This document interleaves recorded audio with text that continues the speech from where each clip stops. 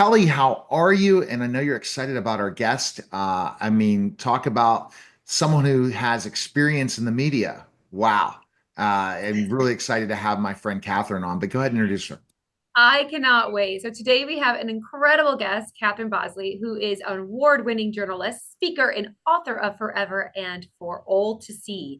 Catherine's personal experience with online reputation challenges has fueled her mission to educate others, especially parents and children, on navigating the digital world safely.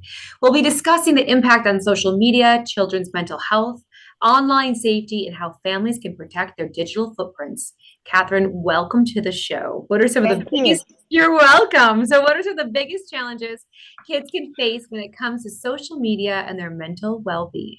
Oh my goodness, there's a lot to unpack with that question. Indeed. I speak at schools everywhere from fourth grade all the way through the college level, but most of my schools that I feel my message resonates the most with are junior high schools and high schools. And what I am seeing with them is that they are confused. They're feeling a lot of pressure to keep up with each other on social media, pressure that's so unnecessary that they're losing sight of the present. And I don't think that's any secret. We all know that that's actually an epidemic, not just with kids, but with all age groups these days. It's becoming an epidemic that we are getting this addiction to what's going on online, and we're seeing that as the real world. So I think that children, a lot of times, are just getting so confused about what is real and what is not so real. And so when I start my presentations with the kids, I usually say, we live in these two worlds today. This great world where we can hear each other, see each other, touch each other. And there's this other world, our online world, our digital world, where everything you put out there on that cell phone, on that laptop, that's all this world knows about you. And that can be great. It becomes your forever and for all to see, and there could be great things with that, but it also can be very harmful if you got the wrong stuff going on. So let's talk about what to do to get the right stuff going on to protect your forever and for all to see, and to protect your hopes and dreams, because they start to get confused. They so live in the now. They don't think about what's going on in the future, and no one thinks it's going to happen to them until it does, and no one knows the grief of it until it's theirs and their parents and their friends and family. I think this is such an incredible topic. I have teenage daughters Yeah. and happen to be in the media myself. And I think you're right about what's real and what's not. I just talked to my college friend the other day, and she said, Kelly, it looks like you're doing amazing. And I was like, Deirdre, that's social media. Well, Like, it's not that I'm doing poorly, but it's like, do you like, no, that is just an image that we're putting out there, and it's like not showing the laundry needs to be done, or yeah. the dog just ran through the house with poop on, like all the things that are really happening behind the scenes. And so I just think that this is such a fantastic topic. Yes, and we hear the words authenticity and vulnerability. Those seem to be key words these days, and I think people confuse that. I think that there's no reason to put doing the laundry and taking the dogs out. There's just no reason to put it up there. It's not going to change anybody's life. It's not going to add any kind of inspiration for the most part. For the most part, I mean, people want to see that hardworking, successful people, they have their things too. But you got to draw the line between what is going to add value, not just for your own online presence, but also add value to the world, and what is going to start to interfere, disrupt, confuse, and make things look like it's a mirror that's a wrong reflection. Yeah. Mm-hmm. I wanted to piggyback on this, thinking about it, is social media that for kids, and this is the biggest challenge for social media for kids, is everyone wants to be TikTok famous, Instagram famous, YouTube famous. They all see these people like Logan and Jake Paul. They see specific people that have done, Mr. Beast, or you look at specifically some of these TikTok famous people and think, man, my life's going to be over, because a lot of people say, I'm going to be a social media influencer. That's my job. That's what I'm going to do. I know. But the sadness, Catherine, and I'm sure you've seen it talking to high school students now compared to maybe 10 years ago, is that's the path, and it's not a good reflection on them.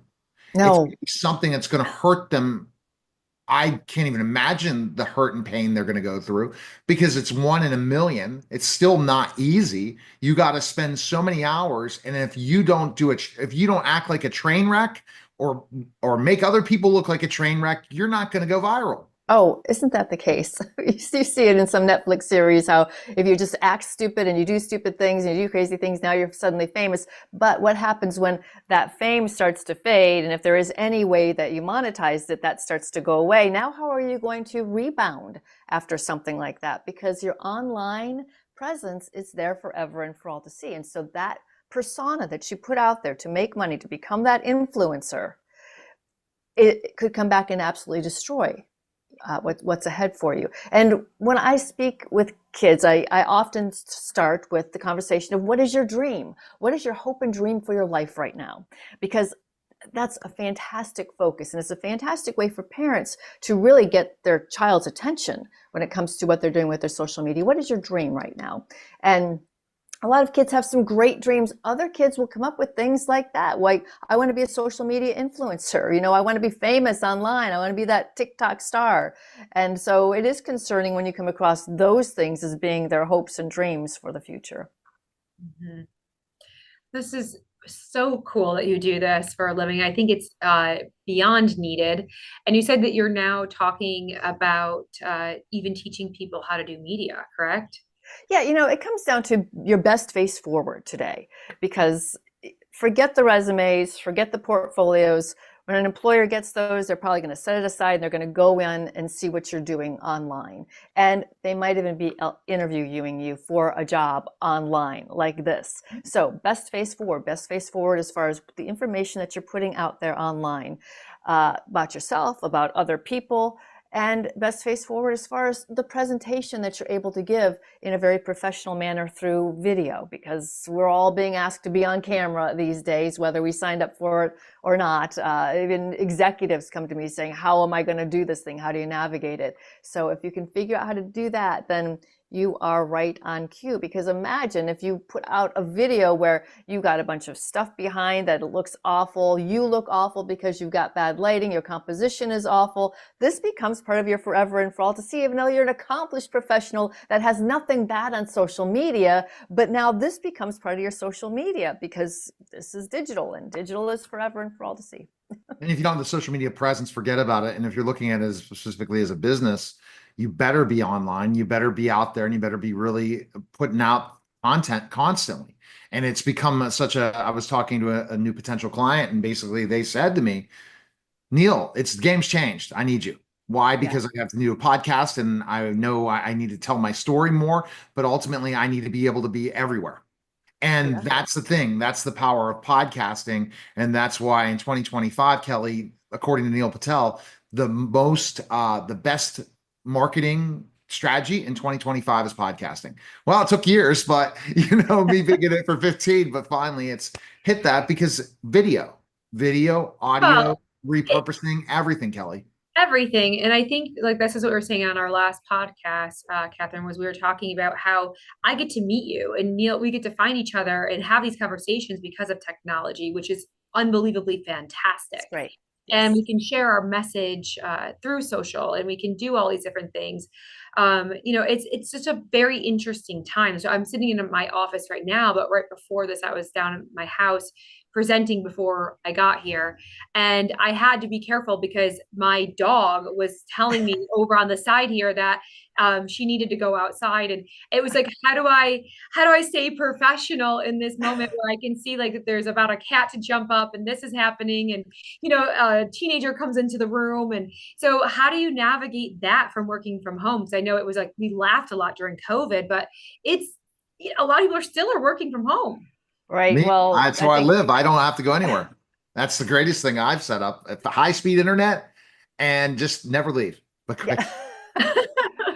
Well, and we do know that, of course, during COVID, when all this stuff became much bigger than we ever imagined it would become, people became famous or infamous because of things that happened when they're trying to do business at home, and you just never know what's going to happen in your own four walls. But I think that's when those two words, authenticity and vulnerability, started to become such buzzwords. And and things started to become a little bit more acceptable. So I am actually worried right now. I have 4 cats that are sleeping. I have And I'm 3. thinking, I forgot to lock them in another room or away from me.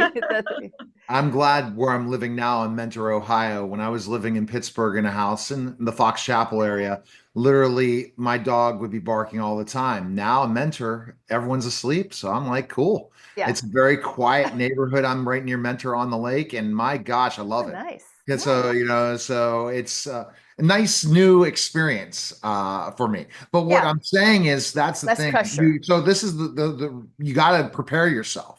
And Mhm. Catherine, I'm sure you're talking about who are there going to be distractions online? How do I look at that little tiny camera or a little bit of camera compared to these big cameras that Catherine and I are used to when I did television at BPTV Studios and you did with your big camera, or Kelly, when Kelly did the show? We got to look at this little camera, stay Listen. focused when we have distractions here, distractions here, distractions here, distractions here.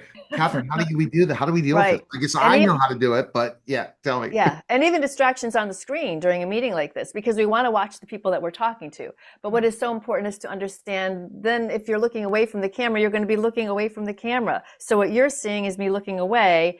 And so it's really important to be able to look at the people that you're talking to. And it's really important to think about there being a person on the other side of the camera, not so much down there on your screen. Another thing I think a lot of people don't realize is that camera and the microphone, they take 20% of your energy off the top, just like that. So that means that you've always got to push your energy over just a little bit more. I'm not talking about yelling. I'm talking about the pace that you speak in, using different pitches, using a strategic pause once in a while, using some visual variety, which is body language, to get that energy and the impact across to the other side of that camera. There's nothing more unnatural, as both of you know, than to be talking to a camera. But once you get the idea that that's a person there and you need to talk to that camera, I think it makes a big difference. Mhm. I think so too. Something, because we have a lot of new dietitians that come on with us and they're nervous about doing webinars or this or that. And so something I always say is remember that you are teaching someone on the other side. Don't worry about you so much as Yes. that you are truly providing a service. You are helping Right. someone on the other side. So just get that in your head that you're talking to that person and whatever you're doing and why we're doing it and the purpose of why you're doing that webinar or that TV spot or whatever it is to help someone on the other side. And I think once you take it away from you and your nervousness, it can really help a lot. Oh, that makes so much sense. And I was reading something about that not long ago, and that really struck home to me. Indeed, to think that it's not about you, and people aren't thinking about it's about you. They're looking for the value that they're going to be able to get from you. That's really important to them. When I think about the connections and what I learned, because when I did podcasting for years and radio and TV, once I was doing social audio when it first launched on Clubhouse, I learned so much about speaking in front of an audience that's engaged and active throughout the whole time. And I think about my audience more. I think about what resonates more than when I would do it, I'm like, I'm Yeah. just talking, asking questions. I'm not thinking about what's the purpose of this interview. What do we want to deliver? Each one of my questions, each one of Kelly's questions is a 1 minute video. Each one of these things is a way to cut up shorts and reels and put all these things together. Don't just chit chat. Provide and stay focused on what you're saying and make sure it's going to resonate because you never know what thing's going to go viral. Neil Patel and Eric Sue talk about this all the time. When you post something on social media, it is basically you are at a casino now and you're pulling the lever and you don't know if it's going to pull up with 10,000 views or one view. Oh, that's so And true. you have to look at that and say, hey, let's make sure we create as much great content in the time that we're here. And someone like Catherine and Kelly, you already have it. Come on, you're a natural. It doesn't matter. You told me this the No, first it's time we did it. great. And You're amazing. I That think I think Catherine and I are very similar in the way that the comfortability behind the screen. But I do think what you're doing is teaching it is something that is a true value. And I think with the social media too, we have to do a lot on social media. And thank goodness I have a team because it's so unnatural to jump on my head or dance around the office. Like or whatever trend they tell me is happening right now. I love to do that stuff. Yeah, I told them I don't care. I'm like, I'm happy to wear, a hat that has torn on it. Like, I don't know, like whatever. Because we are providing true messages. And I think you are too, Catherine. I think that we are providing quality education in the way of, how to present on social or how to teach nutrition or whatever it is. And so I think if you believe in your message, that it's fun to throw in those trends or whatever it is. Oh, yes. Yes. Yeah. And what I teach about being on camera, that all comes from, of course, my history in TV news for 30 plus years. And what I've been coached along the way and what I've learned myself along the way, little tricks and hacks that can make doing this so much easier, so much more natural, and so much more impactful. Once you take away these other frustrations and fears that really are not unnecessary, then it opens you up to basically pure communication and getting that message across as clearly as, and again, as impactfully as possible. So that's a lot of fun. Teaching people in TV how to do a better job, helping corporate executives do a better job at it. Even teachers, they find themselves doing this a lot. And so it's a lot of fun, and it really does make a difference. So I'm so glad to be able to do that. It's so great to be able to use your own experience that you didn't even know was that valuable, and then pass it on to other people. Yeah. Let's focus on mental health as adults on camera. What strategies would you do when you're thinking about looking at this little green light right now? And I got this big cube light right here. How do we stay focused and intense and to be able to focus on our conversation, not get nervous? Because so many people, I'm like, okay, show me your true stuff. And they're like, no, they freeze. Or they want to read something. And they want to read. Oh, gosh. Yeah. No, don't give me, but go ahead. Give us some tips to not get so nervous and scared. Like, for example, I can do this all day long, but you put me in front of a stage, I can rock it now, but I would have been afraid to speak 15 years ago on stage. Now, give me a stage. The virtual stage on Clubhouse helped me so much, but I can't wait to speak on stages. So when I say I'm here 24/7, hello, Cleveland. Cleveland's going to get to see me more in other places, talking to business groups and different people. But give some tips so you aren't nervous, because a lot of times we don't show our true authentic self, who we truly are on camera or on stage. We're going to fail miserably. Well, you have to know your material. And as long as you know your material and you're confident in your material, you're going to nail it. Being confident in yourself makes a whole world of difference, for sure. And then figuring out how you're going to get this presentation across. Are you going to try to memorize it all? So I did a TEDx talk, and with the TEDx talk, you got to keep it exactly timed as they want it. And so it was all memory. I memorized 15 minutes worth of material, and believe me, that's a lot of material to remember. Try to remember a 1 minute worth of material. You can do it. And so if you get enough reps in to make sure that you memorize certain sections and key points of the information that you want to get across, it's just going to come across naturally. It's just a natural reaction. Muscle memory, I suppose we can kind of bring it down to. So maybe you're going to do that. Maybe you're going to try to memorize at least certain parts of the message that you want to have out there. I strongly, strongly urge you not to be reading anything. So it's not a bad idea to have some bullet points there. It's so easy for us to get, brain fog or a brain fart, as they say, right? So it's having a few bullet points in front of you is never a bad idea. So those are the two main things that I want to say. Are you going to memorize it, or are you going to go in through and have your bullet points to let you speak a little bit more freely? So those are, and there's pros and cons to both of them, of course. The con to speaking more freely is that you could find yourself going way off somewhere else, right? And the con to memorizing is if you have that brain fart with your memory, you are going to be really stuck because you're depending on that memory to get you through. So what's going to work best for you?